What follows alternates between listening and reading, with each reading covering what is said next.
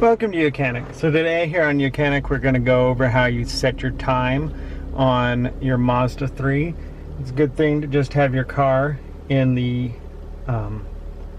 parked idling position. That way the screen will stay lit up. Otherwise it turns off as after timeout. Okay, so we're going to go into the settings to be able to adjust our clock, and then we're going to hit clock, adjust time, and then you got your plus and minus to set your time.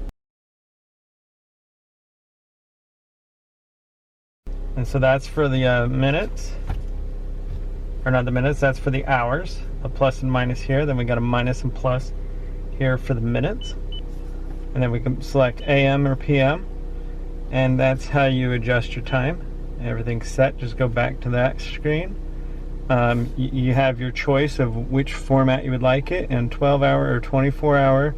You can select the time zone and whether you're on daylight savings or not.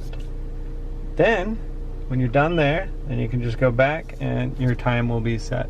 So that's how you set your time on your Mazda 3.